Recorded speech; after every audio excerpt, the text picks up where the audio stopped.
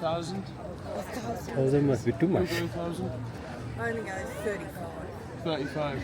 Okay. It opened in 1914, so 35 years is the closest answer. Yeah, less than 100. Yeah, very, very new, which is why I enjoy it. But the story with the church, it starts in like the 1870s. There was something called the Franco-Prussian War, which was quite a heavy defeat for the French. There was a siege of Paris, a lot of Paris was destroyed, and coming out of this was the Paris Commune, where essentially a communist group took control of the city and barricaded it off, saying we're our own thing, we run ourselves, we're not France anymore. And it took the government and the army 3 months to get the city of Paris back. Coming out of these two events, there was a bishop at the time, and one of the leading Christian bishops, I should say, his diagnosis was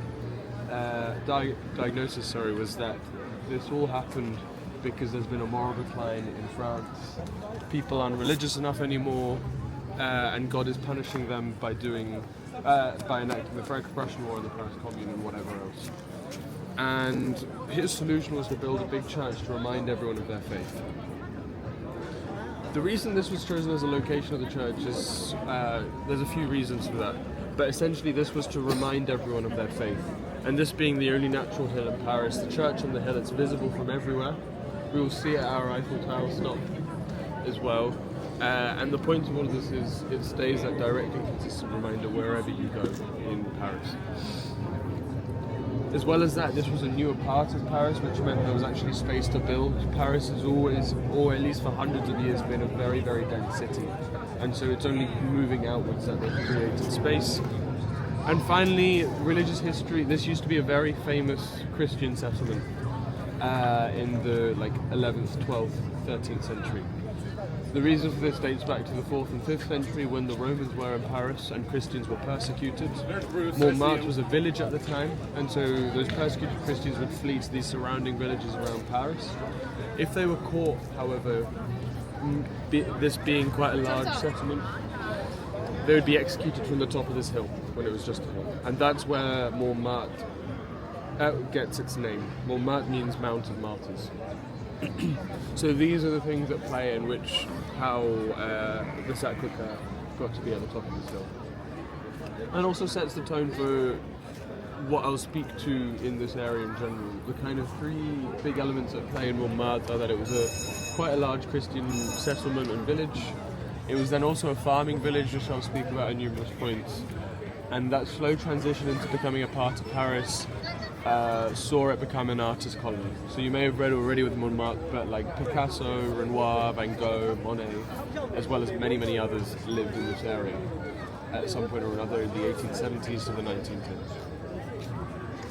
But yeah, when you guys are ready, we will take the funicular up.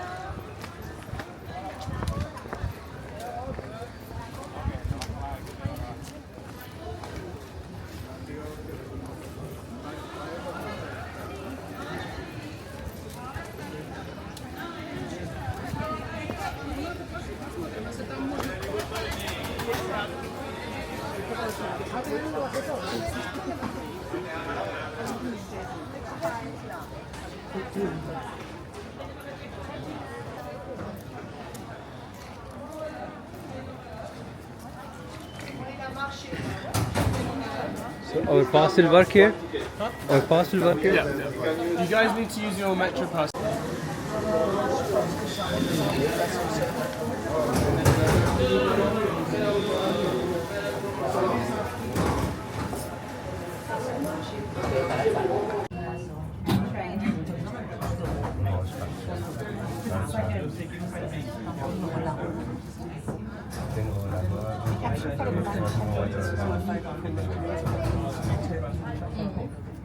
I have them everywhere.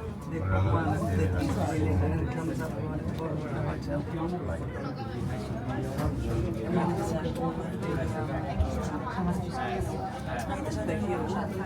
Very close.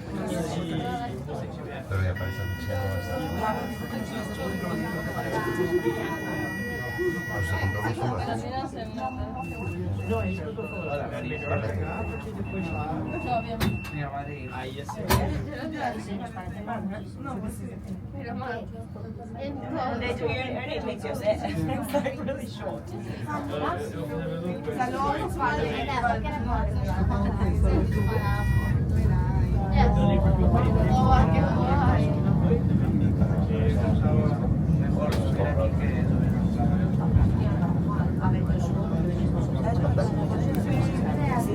Venga, Marisol, del 1 al 3 y bajamos por 1, 2, 1, 2, 3. Ya no tengo. No, pero que el mismo te da cuenta. ¿Sabes? Que los se van a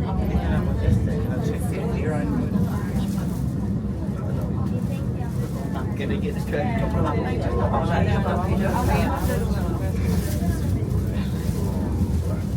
veros para allí, veros para allá. Bueno, ya pero por el de mayor. Nosotros espere.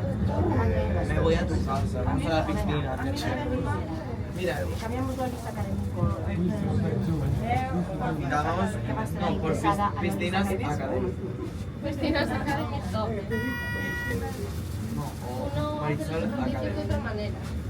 La piscina.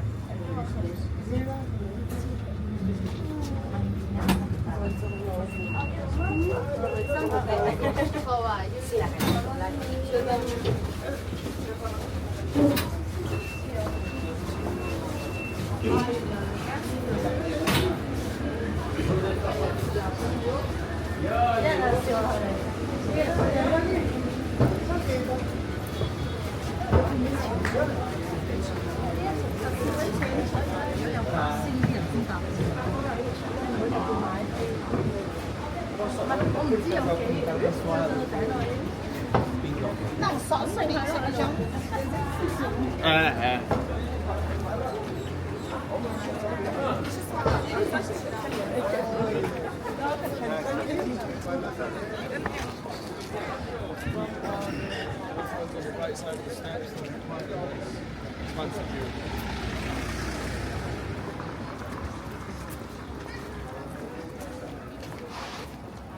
Is this everyone's first time in Paris? Yes. Yes? No? Been before? Okay. How long ago? Many years back. Okay. Yeah. For first time. Yeah, first time. First time in a long time.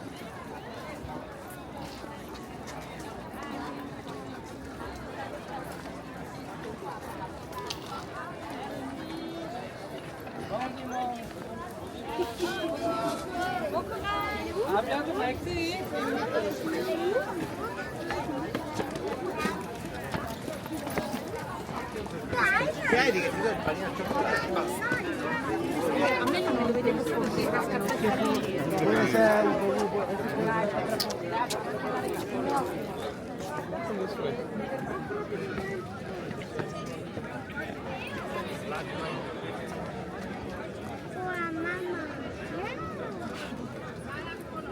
Right. Like I was saying, this is the only natural hill in Paris. As you come from the top, you can start to see how flat the city actually is.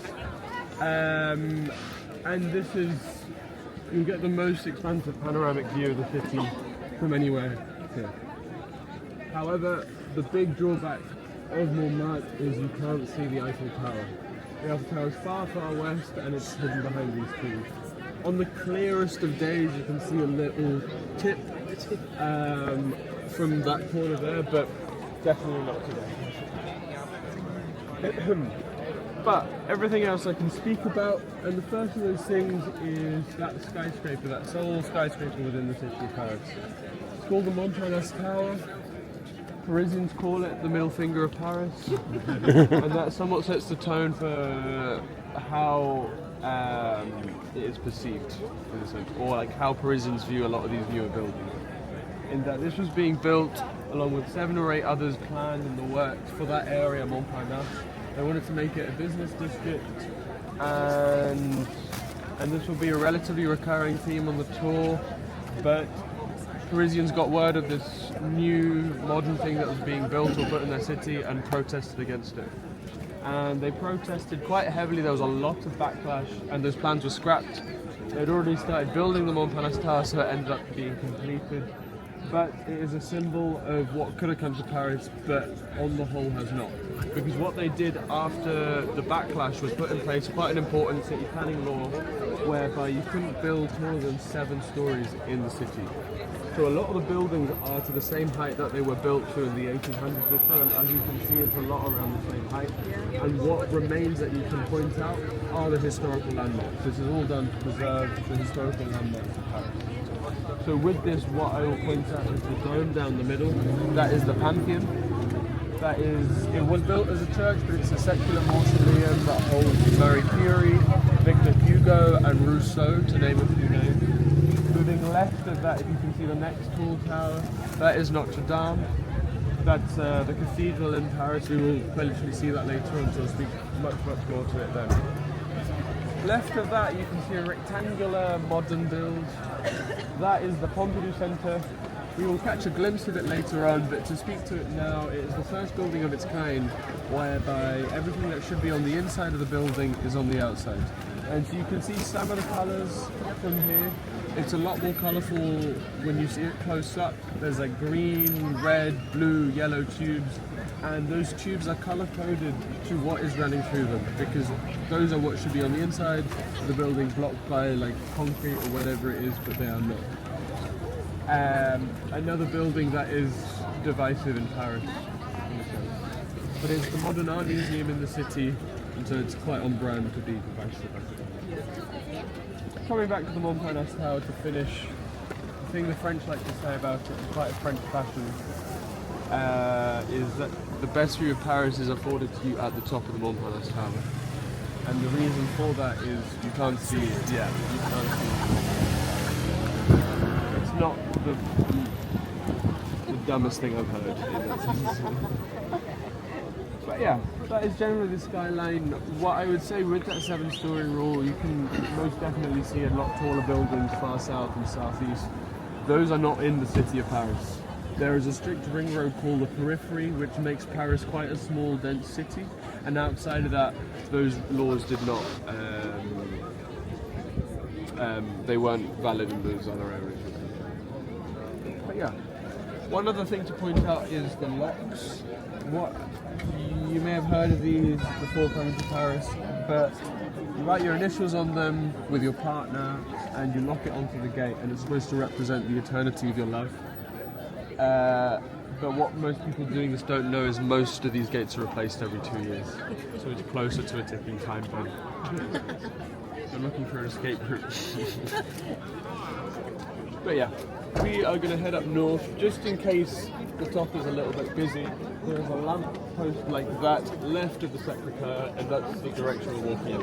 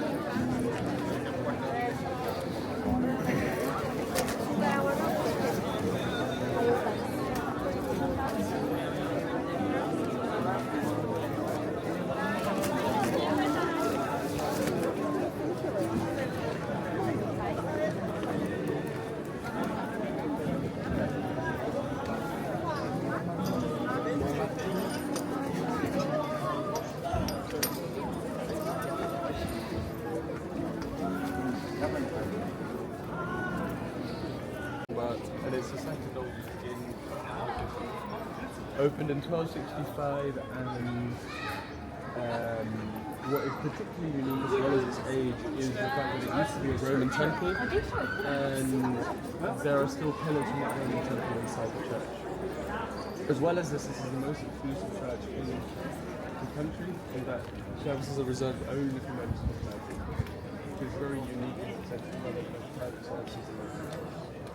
And as well as that, what they opened up opposite is a nunnery as well, in 1265, and we'll see that. In that sense, also it's quite openly Christian. Like I said, quite a new church. You will see gargoyles on a lot of churches, and what it symbolises is warding off evil spirits from a holy place. But given it is a bit newer, it also has a little more functionality as well, and what they double as is rain dance. So when it rains, I would stress it doesn't come projectile out of their mouth. It sort of trickles out with the mouth below. This is one example of what I think is quite a Caribbean thing, where there's quite an intense focus on beautification and aesthetics while remaining some sort of functionality. And this is just one example of that. With the nunnery there, like I said, this became quite a farming village that supplied Paris. It was a farming village on a hill, which meant dozens and dozens of windmills at the time. So this is circling back to the Moulin Rouge. The Moulin Rouge means the red windmill. It's got the famous windmill facade outside it, and that is all because Montmartre was urbanizing at the time. A lot of these windmills were coming down, and it was paying homage to that heritage by having the facade outside. It had nothing to do with farming. It was obviously like a cabaret venue. It just had that facade outside for its history of the area.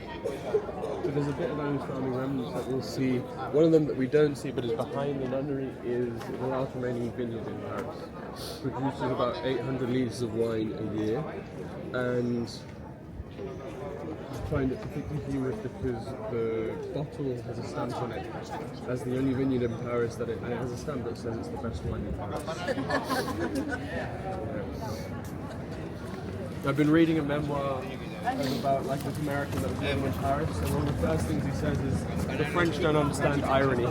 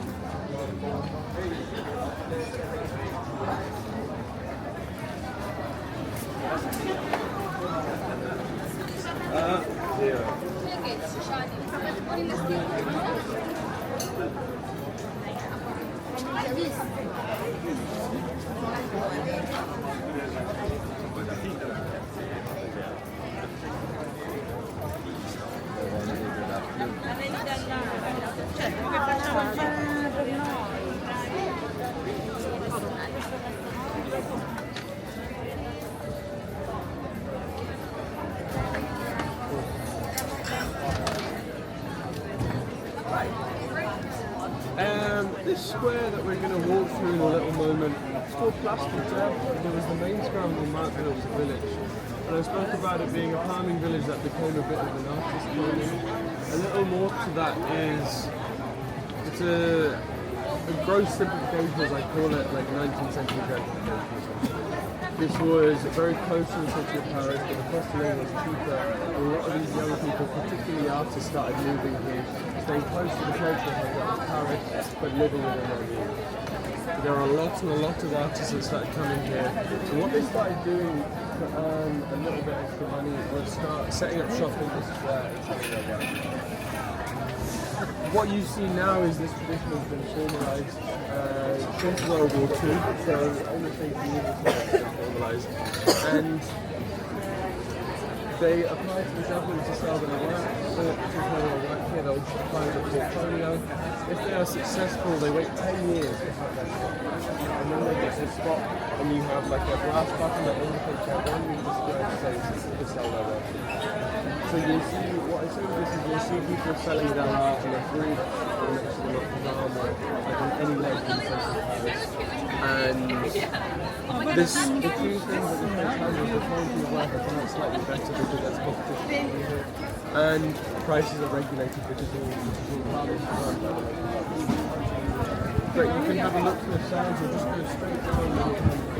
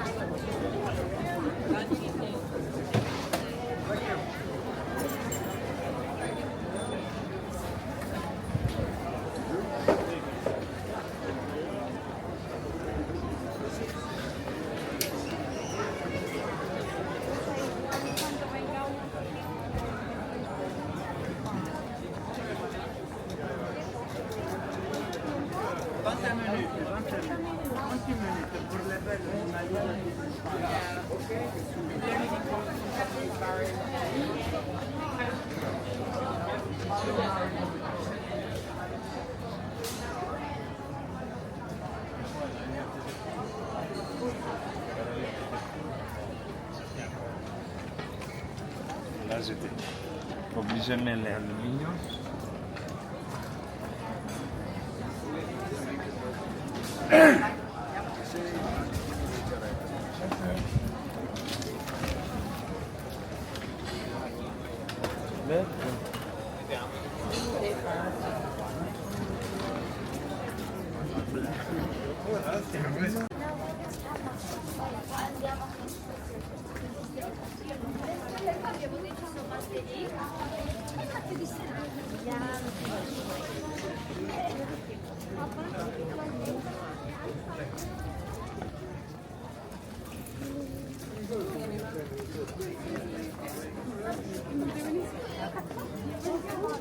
Oh, guarda che se pareva.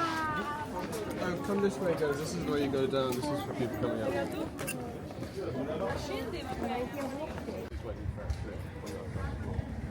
And in that sense, it's not very well known because he wasn't very well known at the time. But he lived there. It wasn't preserved in any way. Someone lived in art, became an artist, and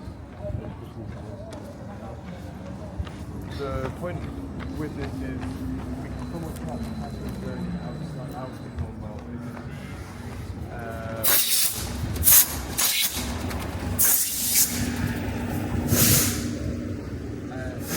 One of the few artists at that time that actually became wealthy and famous in his lifetime.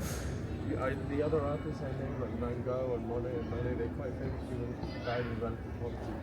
Whereas Picasso grew in popularity and fame and wealth. As we somewhat chart his journey through Montmartre and all the way to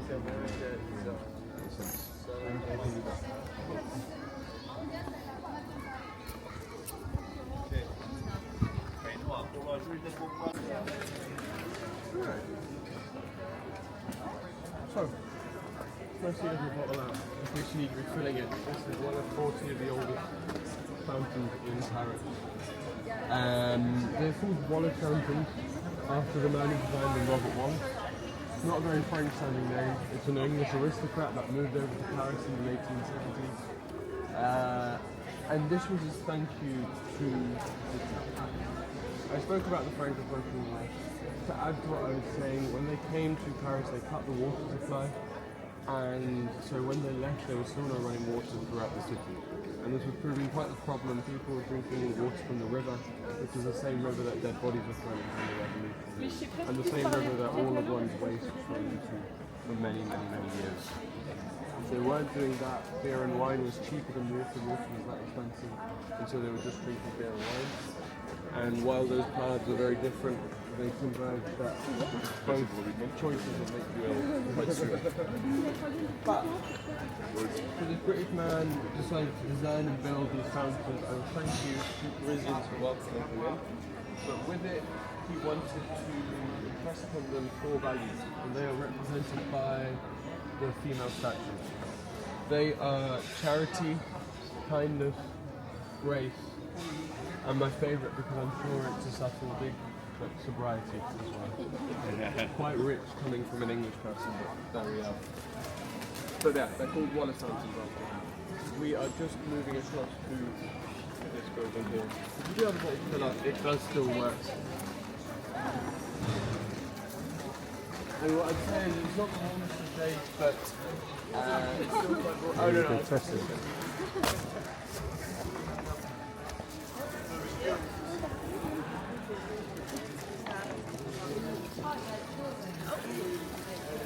You never quite get to fill it because it comes out with a little too much water. Yeah. But yeah, that refers to like a tiny, tiny boat you'd see on a lake or like a river or shore. This whole complex is the Battle of and what it was a ballroom and piano factory that shut down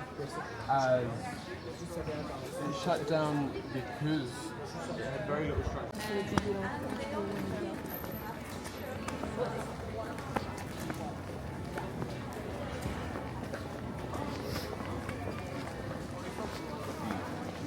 I come from Rome.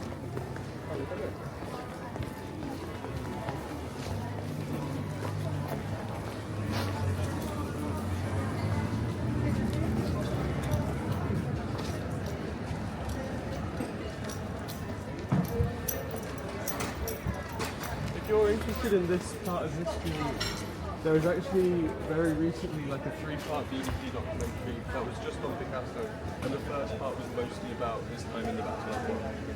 Guess what I'll be doing tonight? It can correct me perhaps as well.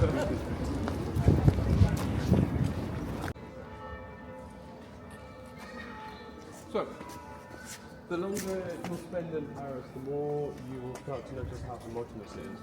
And this is all quite intentional, in that there was a big redesign of Paris in the 1800s and the 1850s in particular. As Napoleon III, who was the Emperor of France at the time, deemed Paris as a goat.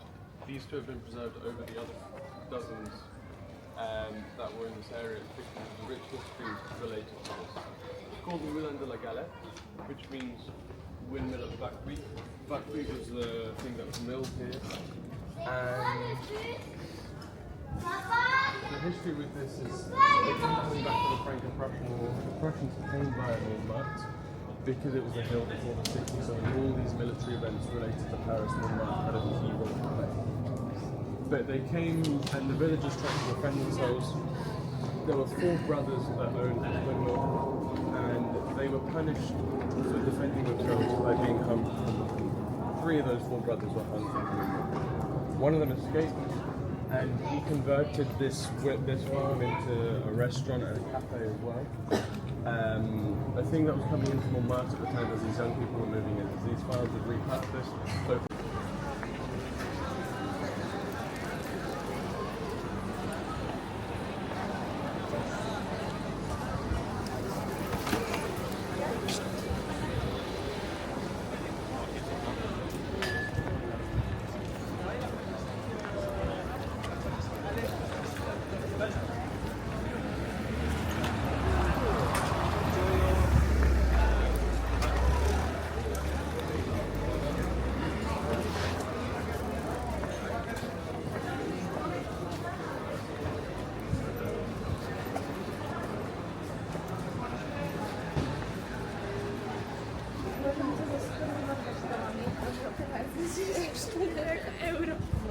Jak już była taka nieufaszna, one są bardzo podobne, tylko jest po prostu one Aha,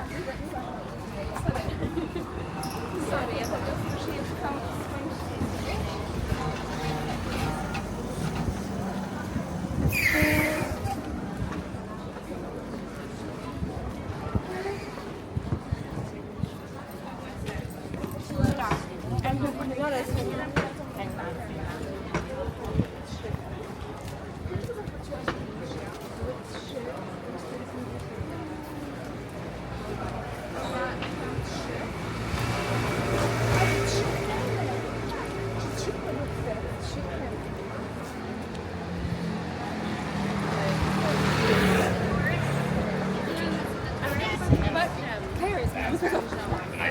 Yeah, oh really?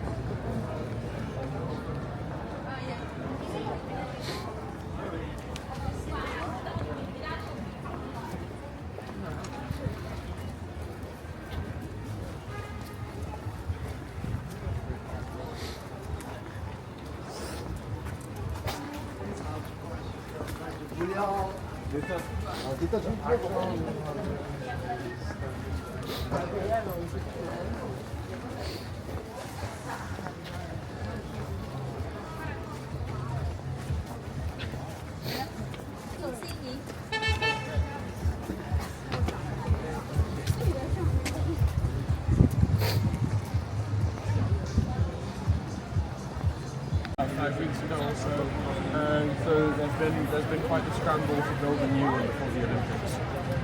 As you can see, it's nearly done. But yeah, a little bit about the history of the Moulin Rouge itself. I think I said earlier on the tour that means red windmill. It's the red windmill of Moulin. So the people joining. This used to be a farming area with many windmills. And as it started to urbanize, this opened up. It's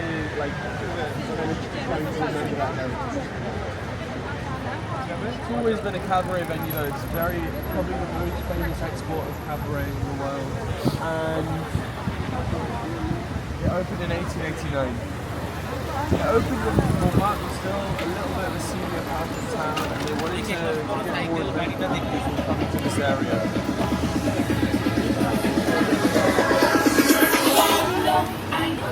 It was quite a party district in that time, and it still holds on to that, as you can see. But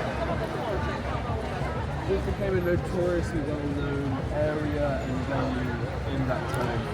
And it was a kind of Gatsby-esque thing that people would come in big numbers from more affluent parts of town, spend a lot of money, make a big mess, and then sort of go back to their nice house.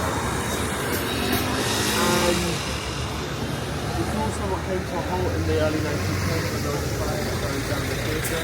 That's completely rebuilt. But it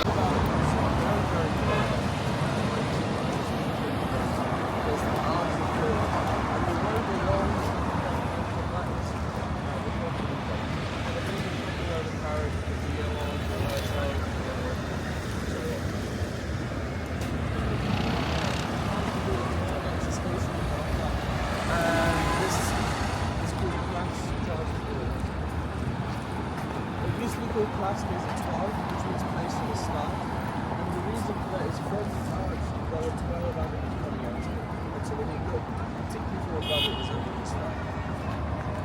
We got renamed after Charles de Gaulle. For those who don't know who he was the French resistance leader in World War II, and then later twice the French president.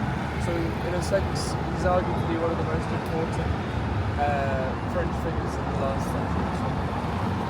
The arch, though, is to do a very different historical figure. This is, in fact,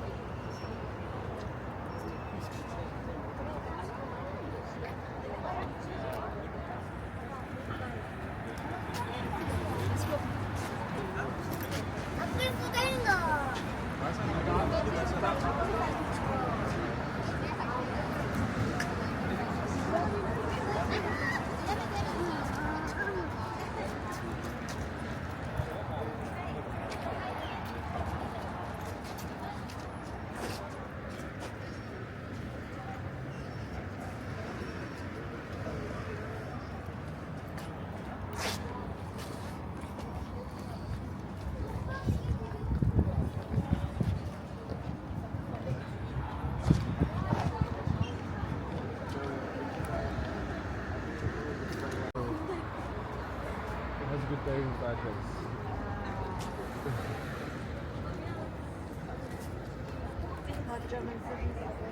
Really?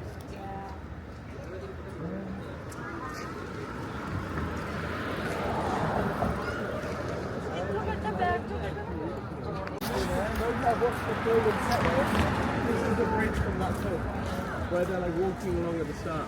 Yeah.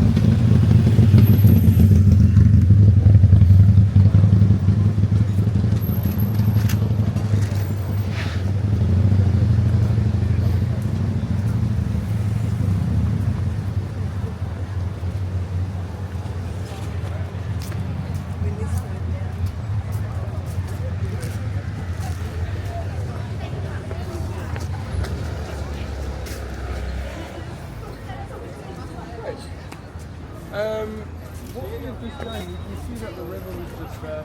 South of the island and the river instantly near the WalkingTours, and this spans until a little bit behind. Everyone okay to move on? Okay. We'll just take it.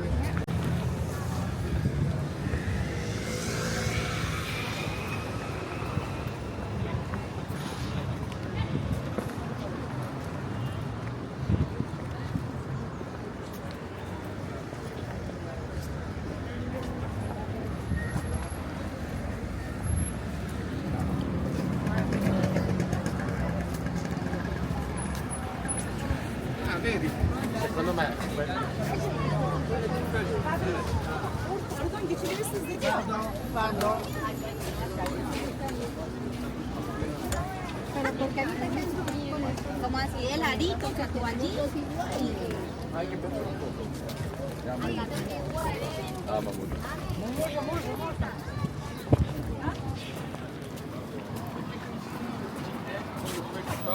Is that visible to you? Anyone want to guess what the M stands for? It's an emblem on the bridge. Can we all see? Maybe we will.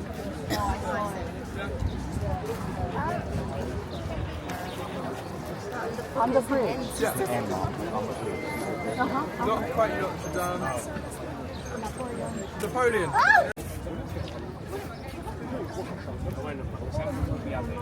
Ahora vamos a empezar a lo que es el lado.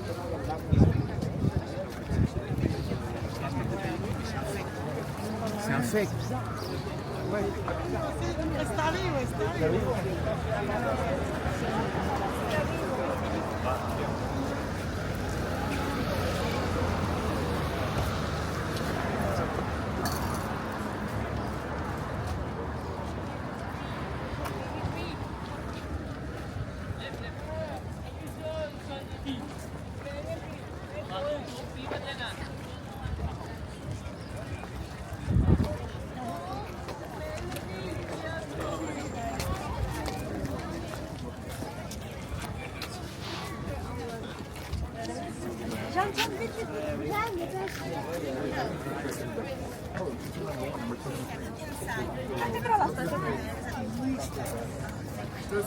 I'm not there.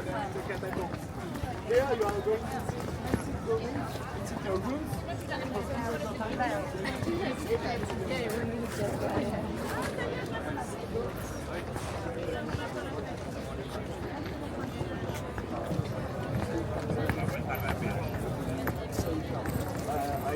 talk about it on the bridge because I recommend going.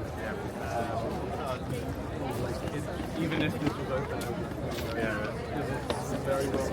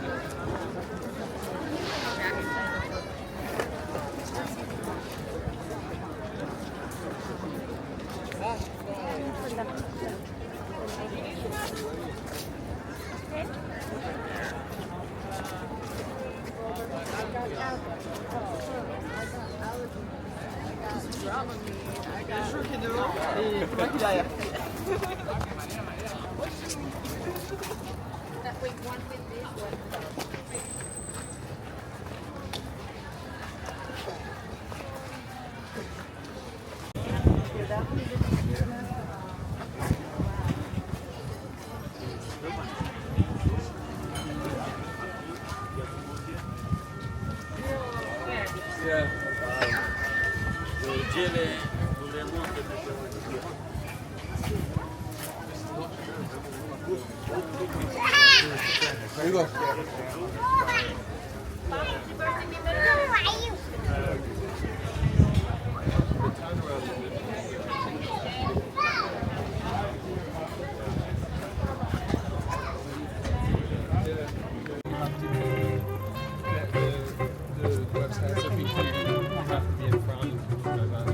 All these things like that. Very busy. Fix this up.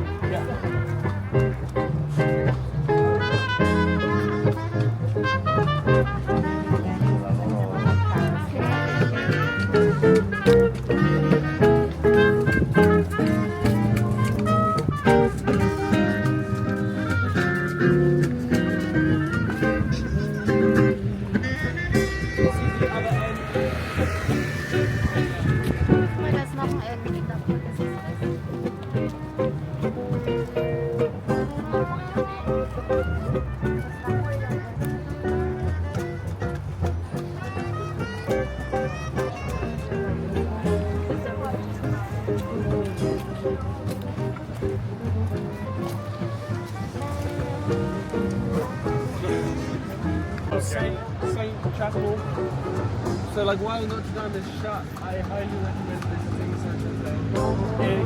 I recommend booking online. It's free to go in. You just like have to sign up, and then you can visit, I believe, anytime.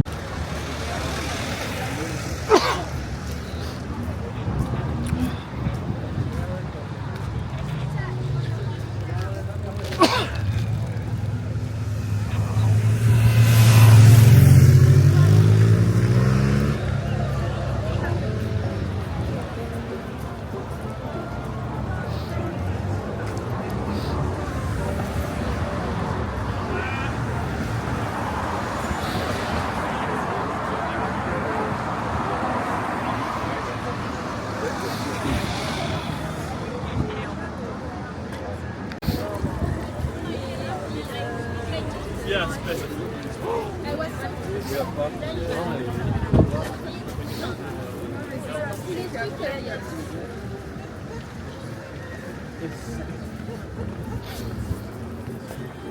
I loved it. Remarkable place, but not necessarily remarkable in a good way.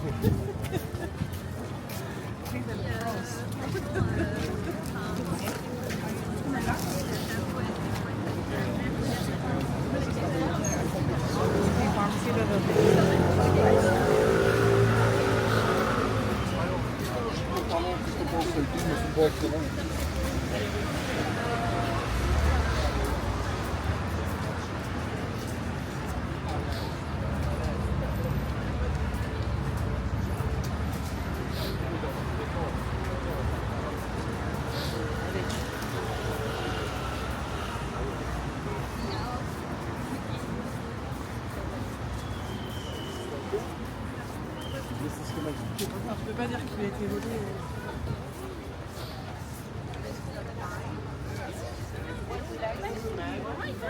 On est partout. Just pause here for a sec.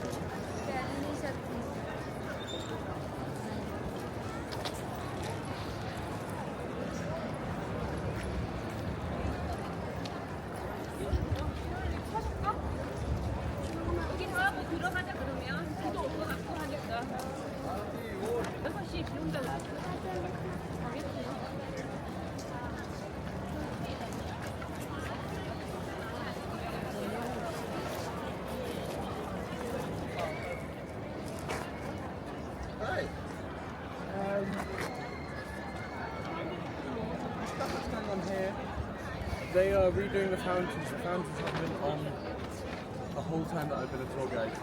So about a year and a half, I've never seen the fountains before. But they've been redoing everything, so I believe we'll be on to the Olympics next sport. But outside of that, this is the Louvre Museum.